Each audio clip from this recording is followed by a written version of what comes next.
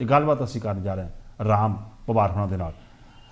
ਰਾਮ ਜੀ, ਸਭ ਤੋਂ ਪਹਿਲਾਂ ਸਾਂਝਾ ਪੰਜਾਬ ਦੇ ਜੀਆਂ ਨੂੰ ਸਤਿ ਸ਼੍ਰੀ ਅਕਾਲ, ਗੁੱਡ ਮਾਰਨਿੰਗ। ਸਮਸਤ ਭਾਈਚਾਰੇ ਨੂੰ ਸਭ ਤੋਂ ਪਹਿਲਾਂ ਪ੍ਰਣਾਮ ਤੇ ਸਤਿ ਸ਼੍ਰੀ ਅਕਾਲ। ਕੀ ਹਾਲ ਚਾਲ ਤੁਹਾਡੇ? ਠੀਕ ਹੈ ਜੀ, ਫਸਟ ਕਲਾਸ ਜੀ। ਤੇ ਥੋੜ੍ਹੀ ਜਿਹੀ ਗੱਲਬਾਤ ਕਰੀਏ ਕਿ ਜਿਹੜਾ ਕਿਸਾਨ ਅੰਦੋਲਨ ਹੈ, ਤੁਸੀਂ ਕਿਸਾਨ ਅੰਦੋਲਨ ਨੂੰ ਆਪਣੇ ਹਿਸਾਬ ਦੇ ਨਾਲ ਕਿਸ ਨਜ਼ਰੀਏ ਨਾਲ ਦੇਖਦੇ ਹੋ?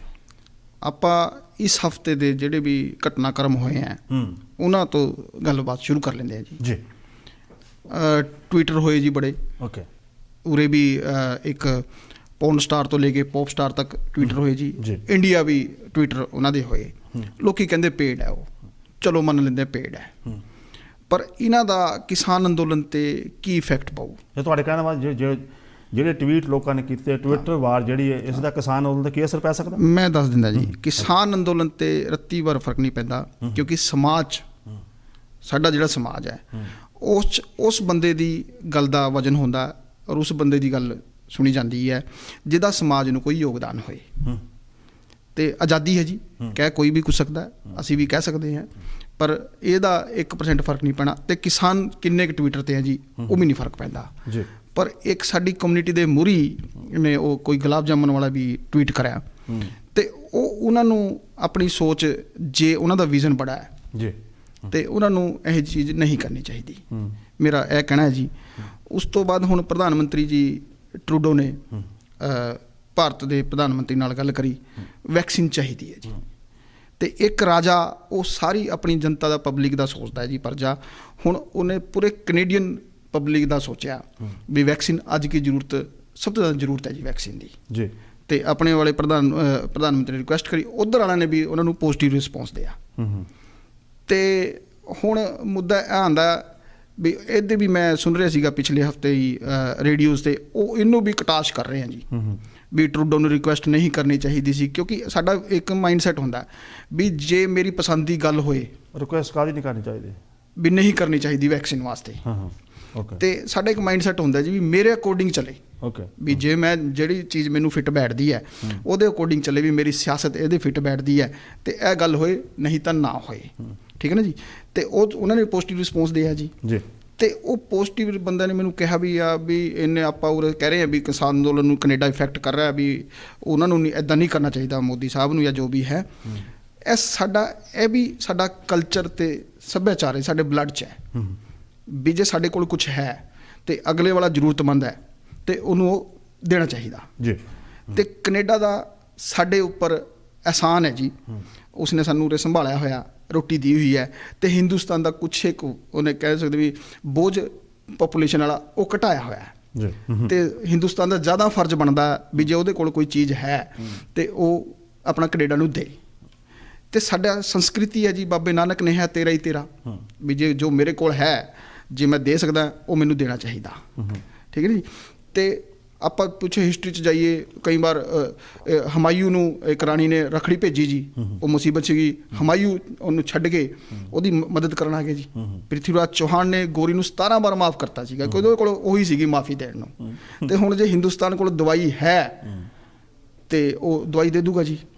ਤੇ I am feeling proud as a Canadian. ਮੇਰੇ ਵਿਚਾਰਤ ਅਲੱਗ ਹੋ ਸਕਦੇ ਆ, ਪਰ ਮੈਂ ਆਪਣੇ ਪ੍ਰਧਾਨ ਮੰਤਰੀ ਨੂੰ ਸਮਰਥਨ ਦਿੰਦਾ ਜੀ, ਉਹਦੀ ਪ੍ਰਸ਼ੰਸਾ ਕਰਦਾ ਵੀ ਉਹਨੇ ਸਾਨੂੰ ਜ਼ਰੂਰਤ ਸੀਗੀ ਤੇ ਉਸਨੇ ਜਿੱਥੋਂ ਚੀਜ਼ ਮਿਲ ਸਕਦੀ ਸੀਗੀ ਉੱਥੇ ਉਹਨੇ ਅਪਰੋਚ ਕੀਤਾ। ਤੇ ਐਜ਼ ਏ ਹਿੰਦੁਸਤਾਨੀ ਬਲੱਡ ਹੁਣ ਮੇਰੇ 'ਚ ਹੈ, ਉਸ ਵਾਸਤੇ ਮੈਨੂੰ ਪ੍ਰਾਊਡ ਹੈ ਜੀ ਵੀ ਮੇਰੇ ਜਨਮ ਭੂਮੀ। ਵੈਕਸੀਨ ਕੈਨੇਡਾ ਨੂੰ ਬਹੁਤ ਚਾਹੀਦੀ ਹੈ, ਬਹੁਤ ਚਾਹੀਦੀ ਜੀ, ਬਿਹਾਈਂਡ ਆ। ਹਾਂ, ਜੇ ਆਪਾਂ ਦੁਨੀਆ ਦੀ ਗੱਲ ਕਰਦੇ ਹਾਂ, ਦੁਨੀਆ ਦੇ ਬਹੁਤ ਸਾਰੇ ਮੁਲਕ ਜਿਹੜੇ ਨੇ, ਛੋਟੇ ਮੁਲਕ ਨੇ, ਉਹਨਾਂ ਦੇ ਵਿੱਚ ਵੈਕਸੀਨ ਦੀ ਘਾਟ ਨਹੀਂ ਹੈ।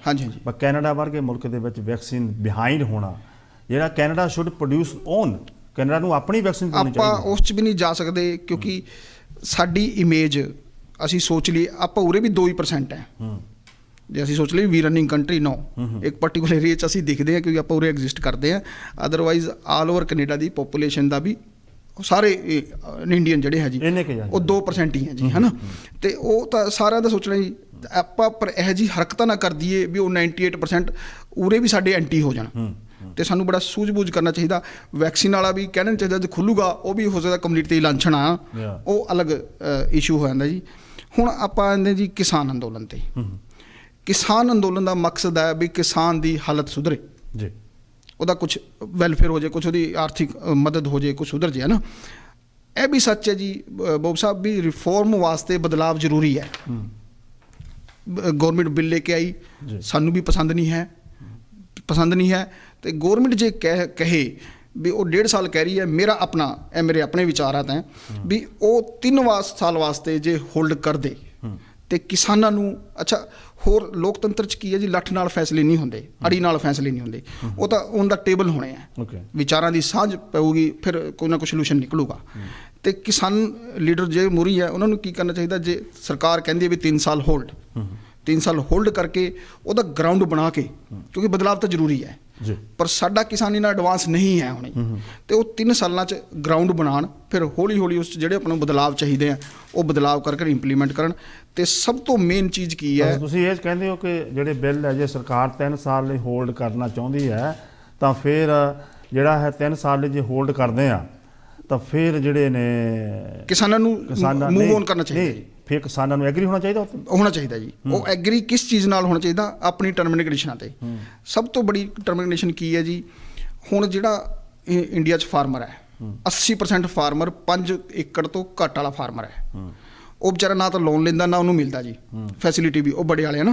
ਅਤੇ ਇਹਨਾਂ ਕਾਨੂੰਨਾਂ 'ਚ ਜਿੱਦਾਂ ਪਿਛਲੇ ਵਾਰ ਸੁਰਜੀਤ ਭਾਈ ਨੇ ਕਿਹਾ ਦਾ ਵੀ ਫਾਰਮਰ ਦੀ ਡੈਫੀਨੇਸ਼ਨ ਡਿਫਾਈਨ ਨਹੀਂ ਹੈ। 700 ਏਕੜ ਵਾਲਾ ਵੀ ਫਾਰਮਰ ਹੈ ਅਤੇ 7 ਬਿੱਗੇ ਵਾਲਾ ਵੀ ਫਾਰਮਰ ਹੈ ਜੀ, ਹੈ ਨਾ। ਅਤੇ MSP ਇਹ ਗੌਰਮੈਂਟ ਨੂੰ ਛੱਡ ਦਿਓ। ਗੌਰਮੈਂਟ ਕੀ ਕਰਦੀ ਹੈ, ਆਪਾਂ ਨੂੰ ਕਿਸਾਨ ਯੂਨੀਅਨਸ ਨੂੰ ਆਪਣਾ ਬਲੂ ਪ੍ਰਿੰਟ ਤਿਆਰ ਕਰਨਾ ਚਾਹੀਦਾ ਜੀ। ਜਿਹੜੀ MSP ਹੈ ਉਹ ਆਲ ਓਵਰ ਇੰਡੀਆ ਹੋਣੀ ਚਾਹੀਦੀ ਜੀ। ਅਤੇ ਜਿਹੜਾ 5 ਏਕੜ ਵਾਲਾ ਕਿਸਾਨ ਹੈ ਉਹਦੀ ਖਰੀਦ ਗਰੰਟਿਡ ਹੋਣੀ ਚਾਹੀਦੀ 5 ਏਕੜ ਦੀ ਫਸਲ ਕਰਕੇ। ਉਹ ਚਾਹੇ ਕਿਸਾਨ ਦੇ ਕੋਲ 700 ਏਕੜ ਹੈ, ਚਾਹੇ ਉਹਦੇ ਕੋਲ 3 ਏਕੜ ਹੈ ਜੀ, ਕਿਉਂਕਿ ਉਹ ਕਿਸਾਨ ਉੱਥੇ ਕਿਸਾਨ ਕਾਰਡ ਬਣੇ ਹੋਏ ਆ ਜੀ, ਗੌਰਮੈਂਟ ਕੋਲ ਰਿਕਾਰਡ ਹੈ। ਅਤੇ ਇੱਕ ਲਿਮਿਟ ਕਰਦੇ ਵੀ ਗੌਰਮੈਂਟ ਨੂੰ, ਕਿਉਂਕਿ ਗੌਰਮੈਂਟ ਨੂੰ ਵੀ ਅਨਾਜ ਚਾਹੀਦਾ ਆਪਣੀ ਸਕੀਮਾਂ ਵਾਸਤੇ, ਵੈਲਫੇਅਰਸ ਵਾਸਤੇ ਨਾ ਜੀ। ਅਤੇ ਉਹ 5 ਏਕੜ ਤੱਕ ਦੀ ਫਸਲ ਜਿਹੜੀ ਹੈ ਉਹ ਗੌਰਮੈਂਟ ਗਰੰਟਿਡ ਖਰੀਦੇ। ਅਤੇ ਹੋਰ ਉਸ ਗੱਲ ਪ੍ਰਾਈਵੇਟਾਈਜੇਸ਼ਨ ਕਰਦੇ, ਫਾਰਮਰ ਨੂੰ ਕੀ ਓਬਜੈਕਸ਼ਨ ਹੈ ਜੇ ਉਹਨੂੰ MSP ਮਿਲਦੀ ਹੈ। ਪਰ ਹੁਣ ਕੀ ਹੈ ਜੀ, ਇਹ ਅੰਦੋਲਨ ਜਿਹੜਾ ਇਹ ਜਨ ਅੰਦੋਲਨ ਬਣ ਗਿਆ ਜੀ। ਹੁਣ ਜੇ ਪ੍ਰਾਈਵੇਟਾਈਜੇਸ਼ਨ ਆਊਗੀ 700 ਰੁਪਏ ਦੀ ਗੋਭੀ ਤਾਂ ਕੋਈ ਨਹੀਂ ਖਰੀਦ ਪਾਊਗਾ ਜੀ ਕਿਸਾਨਾਂ ਦੀ। ਇਹ ਵੀ ਦੇਖੋ ਕਿਸਾਨ ਕਿੰਨਾ ਵਾਈਡ ਵਿਜ਼ਨ ਹੈ ਕਿਸਾਨ ਦਾ, ਉਹ ਆਪਣੇ ਬਾਰੇ ਤਾਂ ਸੋਚਦਾ ਹੀ ਹੈ, ਉਹ ਸਾਰੀ ਕਮਿਊਨਿਟੀ ਸਾਰੇ ਸਮਾਜ ਵਾਸਤੇ ਸੋਚ ਰਿਹਾ ਜੀ।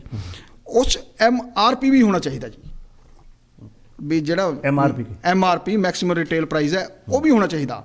ਉਹ it should be according to MSP, ਵੀ ਜੇ ਖਰੀਦ ਇੰਨੇ ਦੀ ਹੈ ਵੀ MRP ਜਿਹੜਾ ਮੈਕਸਿਮਮ ਇੰਨੇ ਦਾ ਹੋ ਸਕਦਾ ਹੈ। ਅਤੇ ਇਟਸ ਬਿਕਮ ਜਨ ਅੰਦੋਲਨ। ਤੁਹਾਡਾ ਕੀ ਮਤਲਬ ਜੇ ਕੋਈ ਚੀਜ਼ $10 ਦੀ ਖਰੀਦੀ ਹੈ ਤੇ ਉਹ ਹੋਏ ਨਹੀਂ ਹੈ ਵੀ $100 ਦੀ ਵਿਅਕਤੀ ਵੇਚੇ, ਚਲੋ 40 ਦੀ ਹੋਏ, ਮੈਕਸਿਮਮ 50 ਦੀ ਹੋ ਜੇ, ਵੀ ਜਿੰਨੀ ਕੁ ਪੁੱਗਦੀ ਹੋਏ ਉਹ ਆਪਣਾ ਉਹ ਦੇਖ ਕੇ ਜੀ।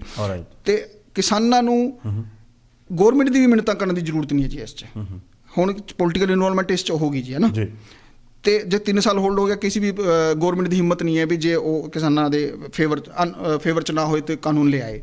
ਉਹ ਕੀ ਕਰਨ ਜੀ, ਹੁਣ ਤਾਂ ਪੋਲੀਟੀਕਲ ਪਾਰਟੀ ਉਹਨਾਂ ਕੋਲ ਚੱਲ ਕੇ ਆ ਰਹੀਆਂ, ਆਪਣਾ ਬਲੂ ਪ੍ਰਿੰਟ ਤਿਆਰ ਕਰਕੇ ਉਹ ਓਪੋਜੀਸ਼ਨ ਨੂੰ ਦੇਣ ਕਿ ਭਈ ਇਹ ਸਾਡੀ ਡਿਮਾਂਡ ਹੈ, ਠੀਕ ਹੈ, we are agree to hold 3 years ਵੀ ਇਹ, ਪਰ ਇਹਦੇ ਨਾਲ ਇਹ ਲਾਗੂ ਕਰਾਓ ਜੀ।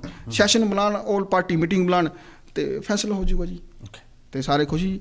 ਸਭ ਅੰਤ 'ਚ ਤੁਹਾਡਾ ਧੰਨਵਾਦ ਜੀ, ਅਤੇ ਤੁਸੀਂ ਸਾਨੂੰ ਦਿਲ ਅਤੇ ਦਿਮਾਗ ਦੀ ਗੱਲਾਂ ਕਰਨ ਦਾ ਮੌਕਾ ਦਿਆ। ਜਿਹੜੀ ਤੁਹਾਡੀ ਗੱਲ ਅੰਦਰ ਹੈ ਨਾ, ਉਹ ਜੇ ਤੁਸੀਂ ਲੋਕਾਂ ਨੂੰ ਸਾਂਝੀ ਕਰੋਗੇ ਇਹ ਅਫੈਕਟ ਹੋਊਗਾ ਕਿਤੇ ਨਾ ਕਿਤੇ, ਸਮਥਿੰਗ ਹੈਪਨ। ਹੁਣ ਆਪਾਂ ਸਰਜੀਤ ਸਿੰਘ ਹੁਣਾਂ ਨਾਲ ਜਦੋਂ ਗੱਲਬਾਤ ਕਰਦੇ ਹਾਂ, ਕੋਈ ਵੀ ਉਸ ਗੱਲ ਦੇ ਉੱਤੇ ਵਾਰਤਾਲਾਪ ਹੋਣੀ ਸ਼ੁਰੂ ਹੋਈ, ਕੁਛ ਨਾ ਕੁਛ ਬਦਲਾਅ ਕੁਛ ਬਦਲੇਗਾ। ਇਹ ਨਹੀਂ ਹੈ ਕੀ ਹੈ ਜੀ, ਆਪਣੀ ਸੋਚ ਤੋਂ ਵਿਚਾਰ ਪੈਦਾ ਹੁੰਦੇ ਜੀ, ਵਿਚਾਰਾਂ ਦੀ ਸਾਂਝ ਤੋਂ ਫਿਰ ਸਮਾਜ ਸਰਜਿਤ ਹੁੰਦਾ ਹੈ। ਜਿਹੋ ਜੀ ਆਪਣੀ ਸੋਚ ਵਿਚਾਰ ਹੋਏਗੇ ਉਹੋ ਜਿਹਾ ਸਮਾਜ ਬਣੂਗਾ ਜੀ। ਤੇ ਸਾਡੀ ਕੋਸ਼ਿਸ਼ ਹੈ ਵੀ ਚੰਗਾ ਸਮਾਜ ਬਣੇ, ਭਾਈਚਾਰਾ ਅੱਗੇ ਆਏ, ਹਰ ਫੀਲਡ 'ਚ ਆਏ, ਤੇ ਸਾਡੀ ਕੋਸ਼ਿਸ਼ ਦੇ ਲੱਗੇ ਰਹੋਗੇ ਜੀ। ਤੇ ਰਾਮ ਜੀ ਅੱਜ ਧੰਨਵਾਦ ਜੀ, ਥੈਂਕ ਯੂ ਵੈਰੀ ਮਚ। ਤੁਹਾਡਾ ਬਹੁਤ ਧੰਨਵਾਦ, ਤੁਸੀਂ ਸਟੂਡੀਓ 'ਚ ਆ ਕੇ ਸਾਡੇ ਨਾਲ ਸਾਂਝ ਪਾਏ ਤੇ ਕੋਸ਼ਿਸ਼ ਕਰਿਆ ਕਰੋ ਕਿ ਆ ਕੇ 2-4 ਮਿੰਟ ਸਾਡੇ ਨਾਲ ਜ਼ਰੂਰ ਸਾਂਝ ਪਾਇਆ ਕਰੋ। ਧੰਨਵਾਦ ਜੀ, ਥੈਂਕ ਯੂ ਸੋ ਮਚ। ਇਹ ਸਨ ਰਾਮ ਪਵਾਰ ਜੀ।